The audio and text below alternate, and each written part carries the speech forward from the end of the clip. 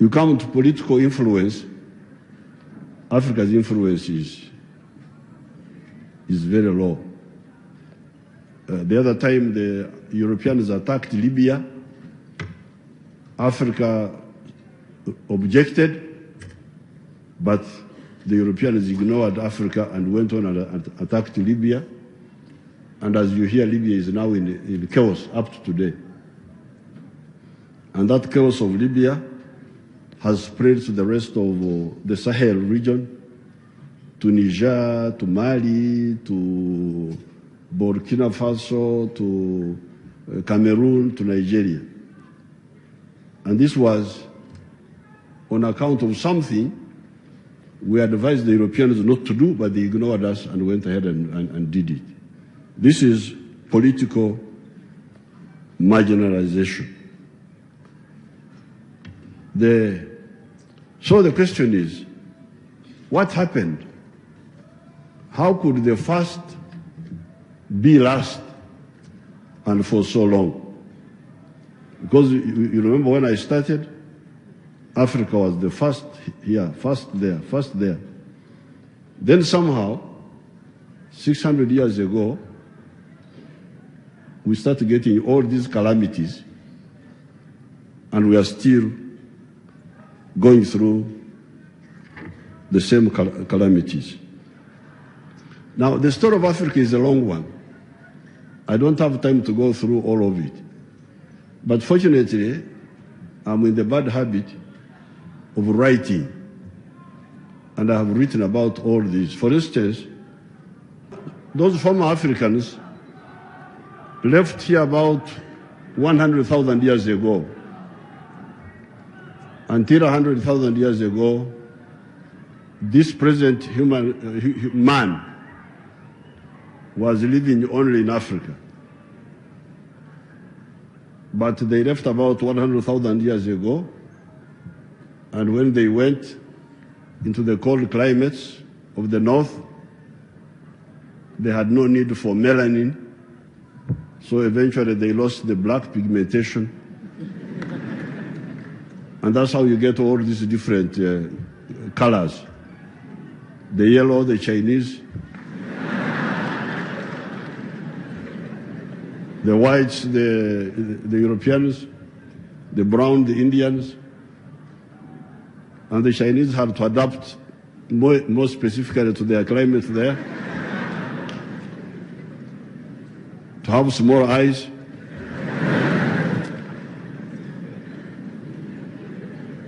If you go and stay in China with the big eyes of our women here, big, macho makuba, the cold wind will take out the.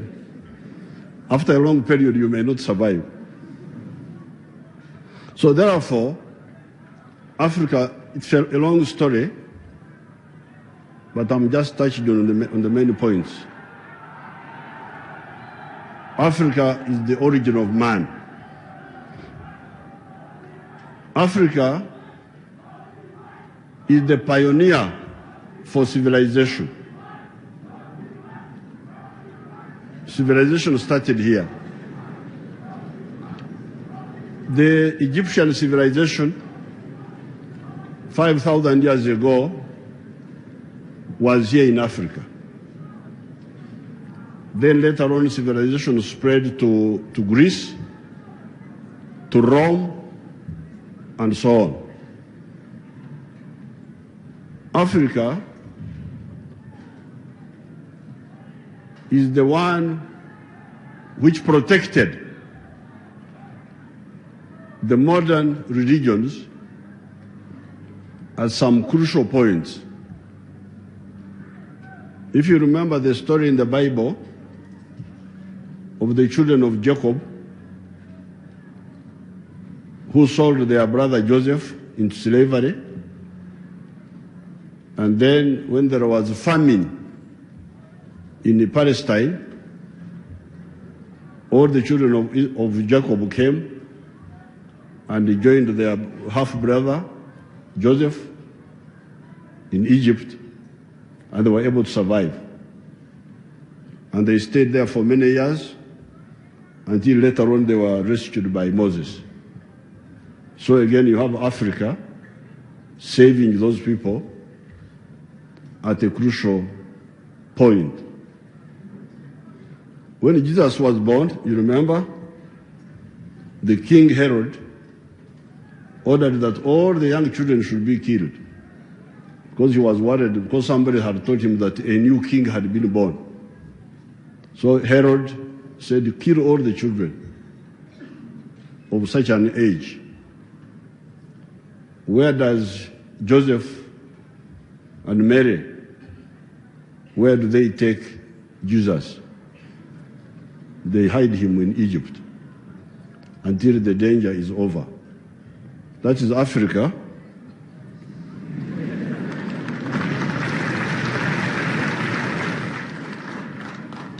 Again, playing a very crucial role. Much later, when Muhammad had problems with his Arabs, they wanted to kill him. Where does Muhammad run to? Ethiopia. That's why he stays until the situation is better in Arabia, and he goes back. So this is Africa, the origin of man, the pioneer of civilization, the protector of modern religious movements at crucial periods. Yet this Africa, in the last 600 years, has gone through many problems. What are these problems? The slave trade ravaged Africa for many years.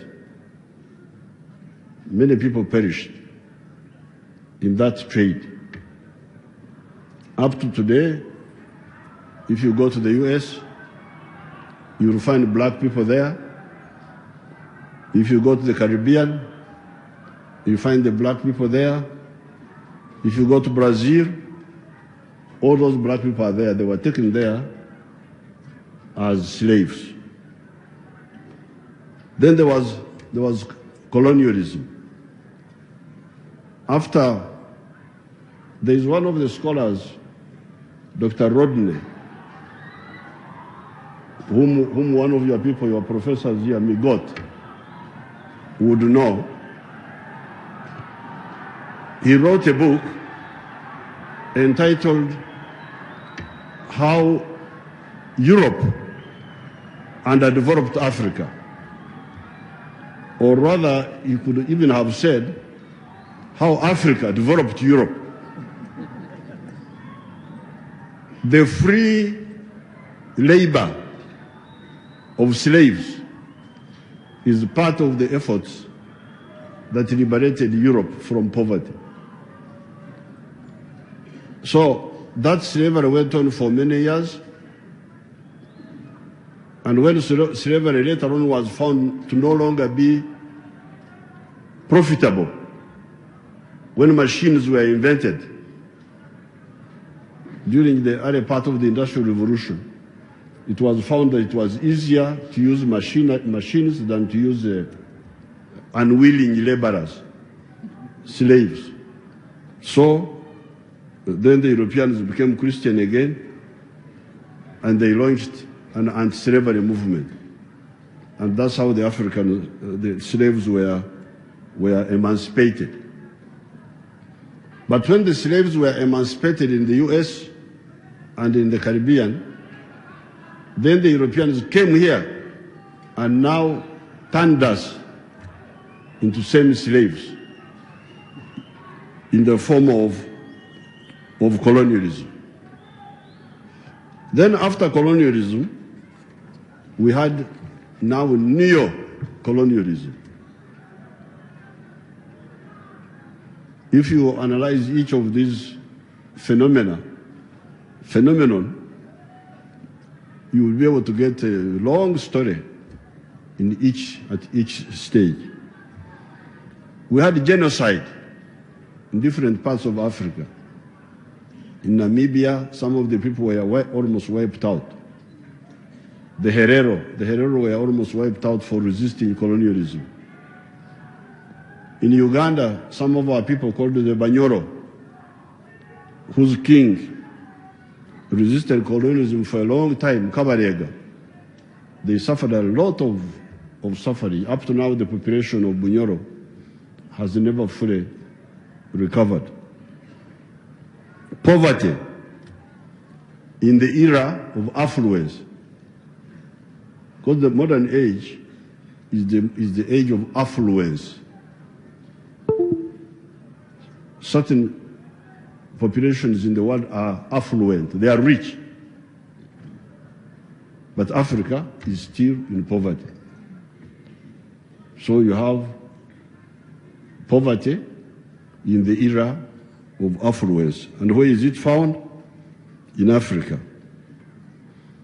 Underdevelopment, you still find it in Africa.